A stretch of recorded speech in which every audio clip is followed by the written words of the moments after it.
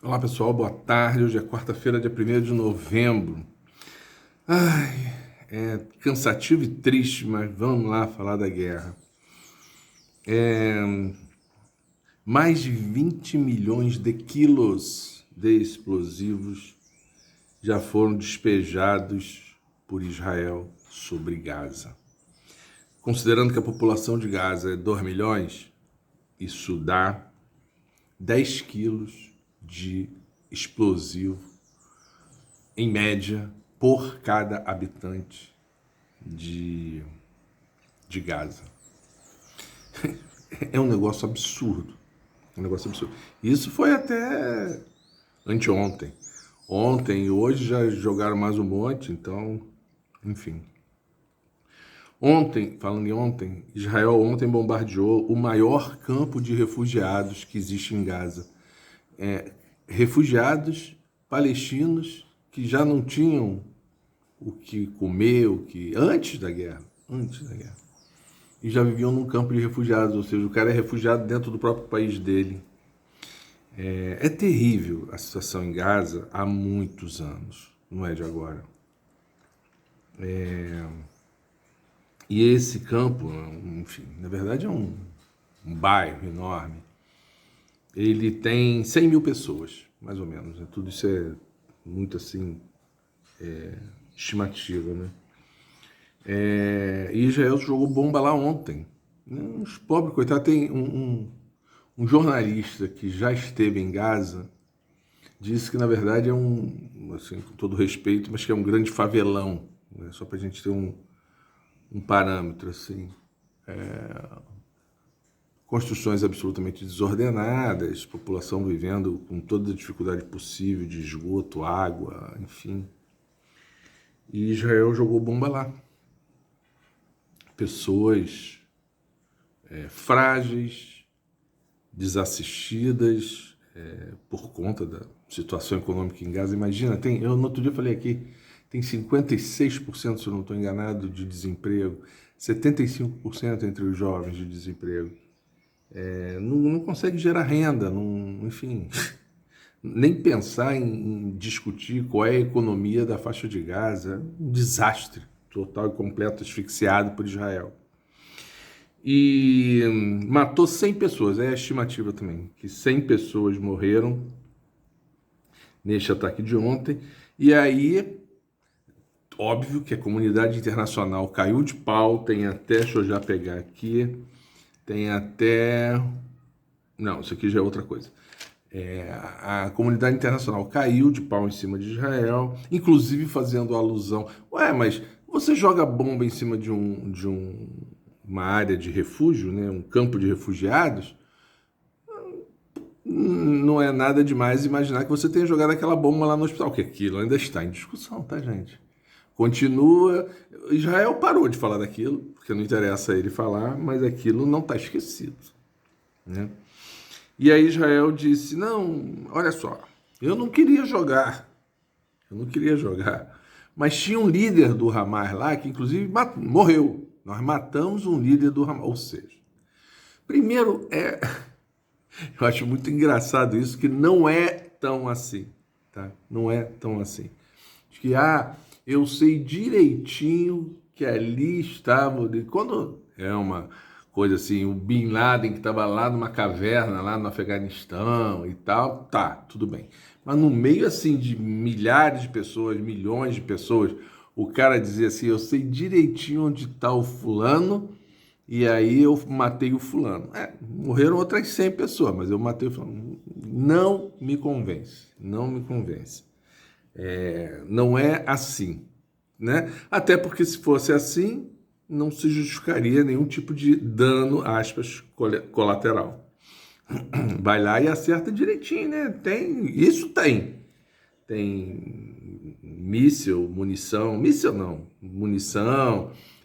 drone, que pode ir lá e acertar direitinho aquele lugar lá, aquele carinha lá.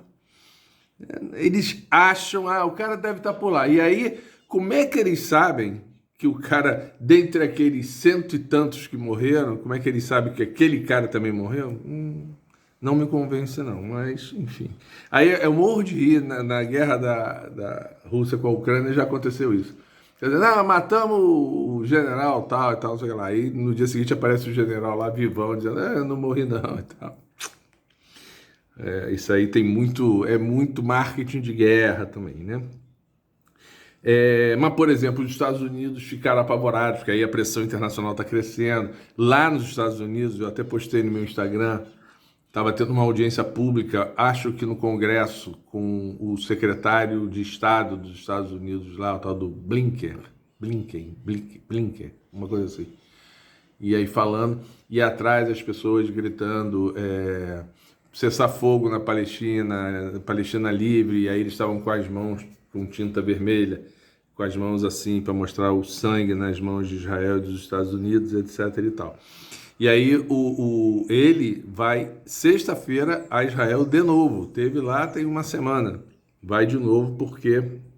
E aí ele, nessa audiência, ele disse assim, não, nós esperamos que Israel esteja fazendo o maior esforço possível para evitar mortes de civis. E nós confiamos que eles estão conseguindo fazer isso. Já tem 10 mil, em torno de 10 mil civis mortos. E aí, hoje, bombardeou de novo. Quando eu falo desses 100 mortos aqui, ainda não se sabe o de hoje, o que aconteceu. Mas hoje bombardeou de novo o mesmo campo de refugiados. Mas já não tinha matado o líder? Tem mais líderes, né? Aliás, deixa eu fazer logo um parênteses aqui.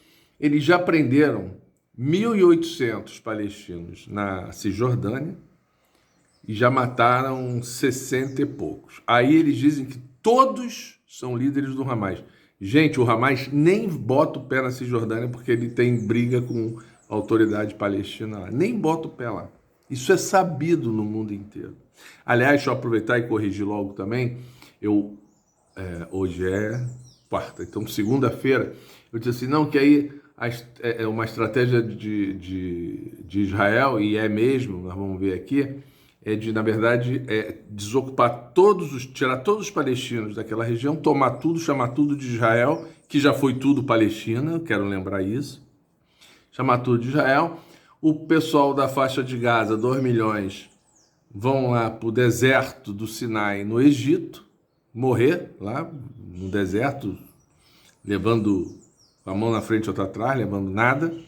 E o da Cisjordânia, eu falei assim, talvez para a Síria. Eu falei assim, mas meu conhecimento geográfico pode estar meio errado, e estava. Até porque Cisjordânia, o nome está dizendo, a fronteira com a Jordânia. E isso está acontecendo, nós vamos ver já já. Mas enfim, e aí eles dizem assim, não... E outra coisa muito importante, né? Eu tenho visto vídeos horrorizantes. Judeus que chegam da Europa Oriental e aí estão chegando lá e não moram em Israel, não tem casa em Israel. E aí eles vão lá na Cisjordânia e literalmente expulsam os palestinos de suas casas, que estão lá há décadas. Expulso, tchau, a casa é minha. Eu não gosto nunca de fazer essas comparações, mas a gente já viu isso, já falei isso aqui. Em filmes de Segunda Guerra, a gente viu soldados nazistas fazendo isso nas casas dos judeus, né?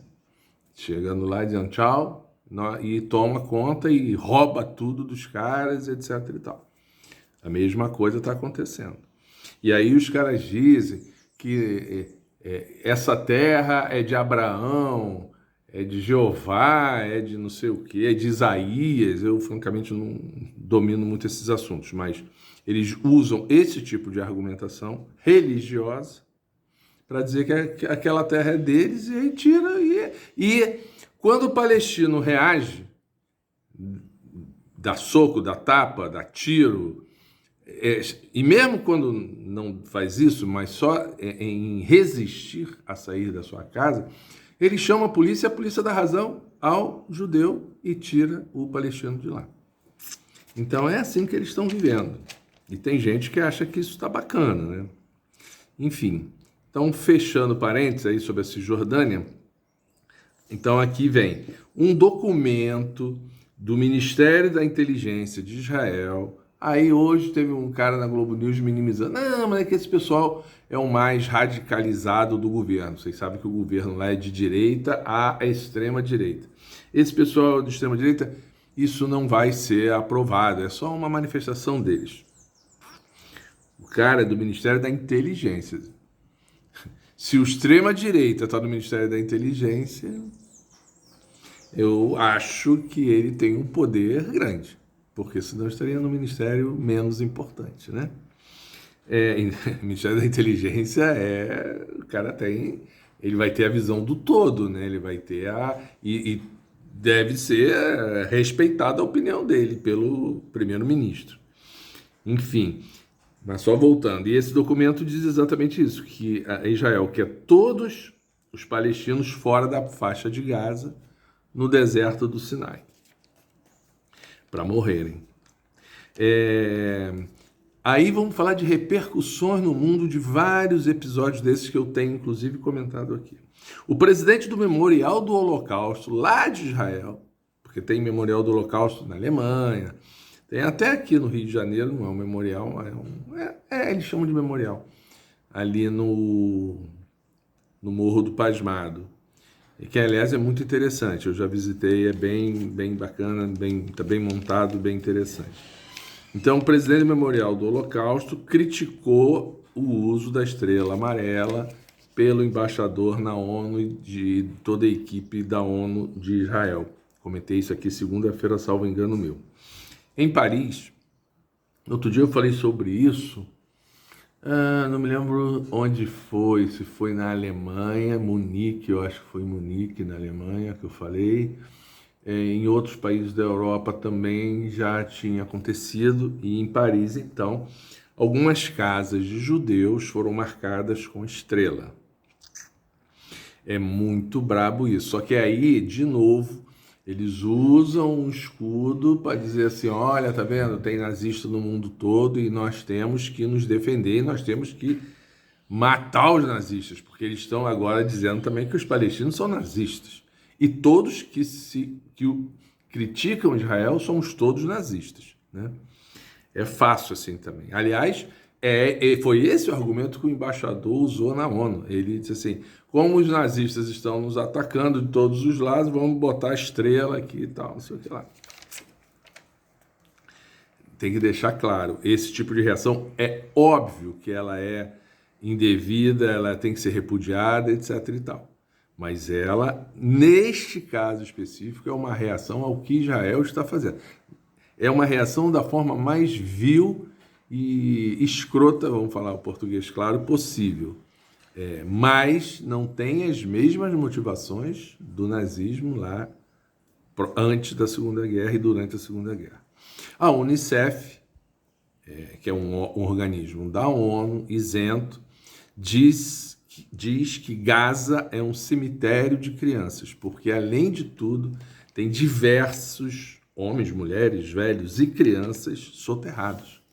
Continuam lá, porque eles não têm mais tratores para... E nem podem, porque no que eles estão mexendo vem mais bomba e tal. Então, assim, quando eles conseguem é na mão salvar alguém, mas imaginem quantos não foram salvos e que muito provavelmente daqui a um tempo vão ser só osso, né? Vai ser até difícil identificar.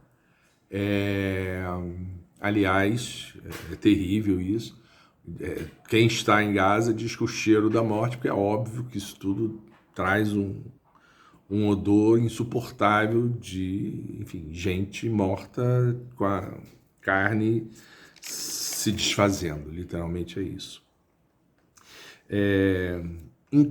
E aí, bom, a ONU continua fazendo manifestações bem duras a respeito de tudo que está acontecendo. E, enquanto isso, artistas israelenses fazem shows de piada. Tem artistas que fazem esses shows, né? Assim, tipo stand-up, essas coisas assim. Em que os artistas fazem piadas e debocham do sofrimento do povo palestino. Então eu vi, assim, só a imagem, que até é repugnante, aí um cara vestido como se fosse uma mulher, né, com aquelas roupas típicas dos muçulmanos e tal, com uma criança no colo, que na verdade é um boneco, todo ensanguentado, e aí joga a criança para lá, e aí debocha de que eles estão sem água, que eles estão sem luz, que eles não têm o que comer, e também shows de música em que as letras dizem isso: nossos canhões vão matar vocês, não queremos paz, fiquem sem luz, fiquem sem água. Mas o mundo, né, não é todo mundo o problema, e aí eu quero até falar um negócio aqui, que eu refleti no outro dia, que é assim, para mim, eu juro que eu vivi uma ilusão, porque o mundo ocidental contava essa ilusão, de que o exército de Israel é o mais preparado do Oriente Médio e que não tinha para ninguém ali no Oriente Médio brigar com Israel. Não é verdade. Só para encarar um grupo de civis, porque estão armados, tem bomba, sim, mas é de civil, não é um exército, na sua formalização de um exército. Para encarar de terroristas, vamos lá, para encarar um grupo de terroristas, grupo numeroso, o exército de Israel está pedindo socorro, claro, como sempre, aos Estados Unidos, que já mandou para lá. Tem 2 porta-aviões dos Estados Unidos na região, lotados de caças, aviões. Dinheiro. Tem homens do exército, também soube disso hoje, na televisão, Globo News, nada diferente. Soldados do exército dos Estados Unidos que estão entrando junto com Israel, segundo eles, só para tentar localizar os reféns, mas que não estão dando tiro, né? Eu acho difícil. Se for verdade, eu acho difícil. Então o exército de Israel não aguenta encarar o Hamas.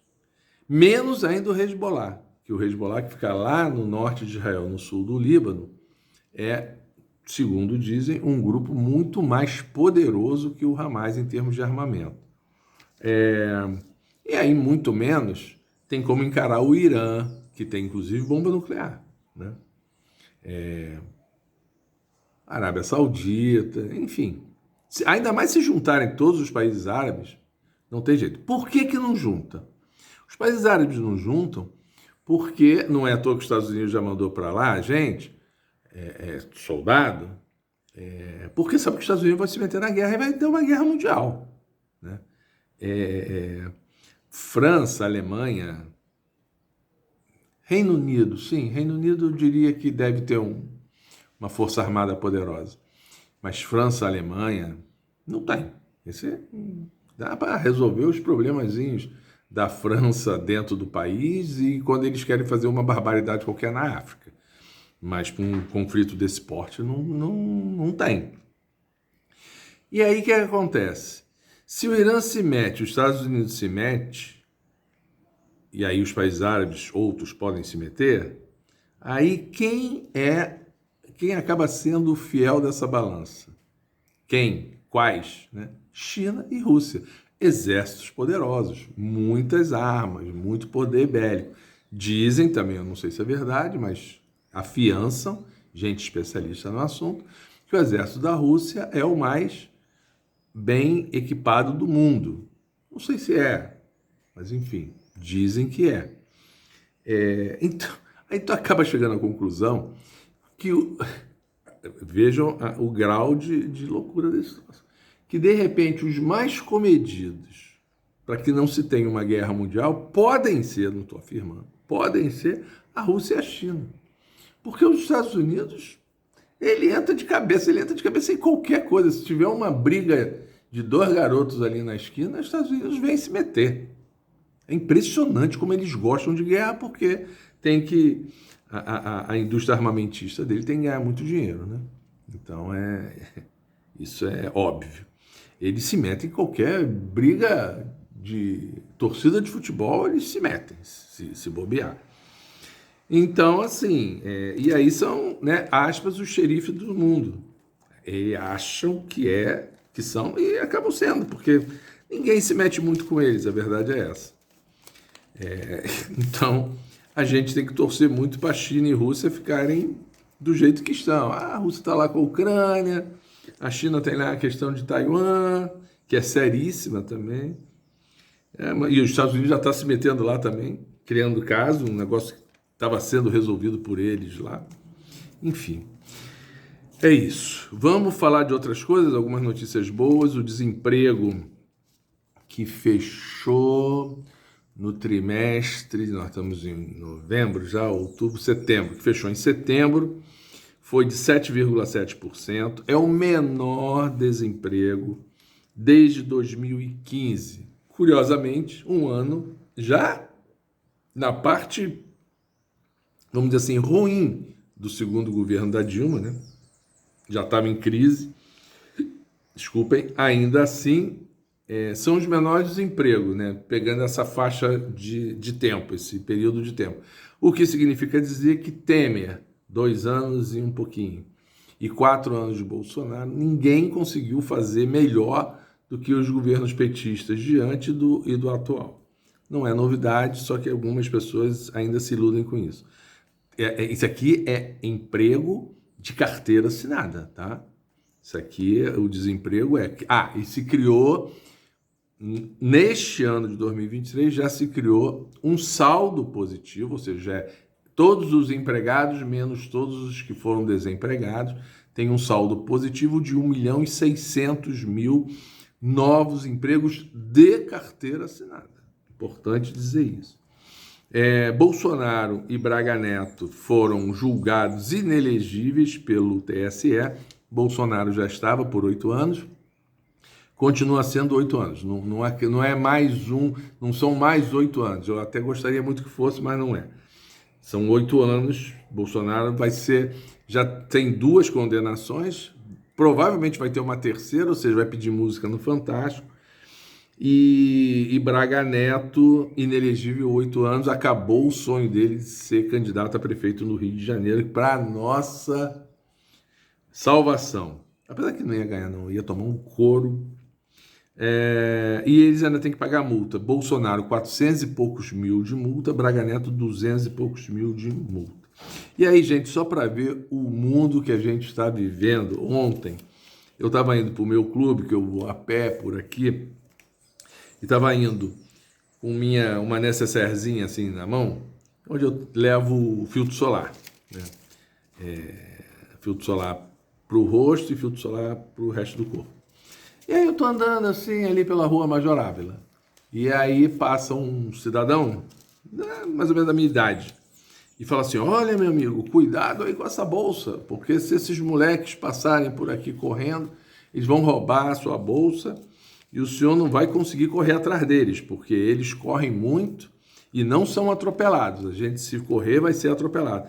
Eu falei: não, meu amigo, eu estava por enquanto... Falei: não, meu amigo, pode ficar tranquilo, isso aqui só tem um protetor solar e com certeza eu não vou correr atrás deles. Se eles pegarem, eu não vou correr atrás deles, porque eu não tenho mais idade para isso. Não. Mas o cara continuou. Aí vem com aquele velho coisa. E a gente, se pegar eles, esse negócio de direitos humanos, a gente não pode nem quebrar o pescoço deles. Eu falei: mas o senhor pensa que se for roubado num protetor solar, que já está inclusive no final, quebrar o pescoço de um garoto? Ah, senhor, eu não penso nisso, não. Eu acho absurdo ele. Se ele levar, tomara que ele não me leve o protetor solar, apesar de valer quase nada. Mas assim, não vou correr atrás dele, muito menos. Aí ele percebeu que ali não ia colher nada ali do que ele estava plantando. Ele: então tchau, até logo. E foi embora, e eu, graças a Deus que ele foi embora, que é para não ficar me enchendo. Mas é o mundo que a gente está vivendo, gente. Realmente tá difícil. Tchau.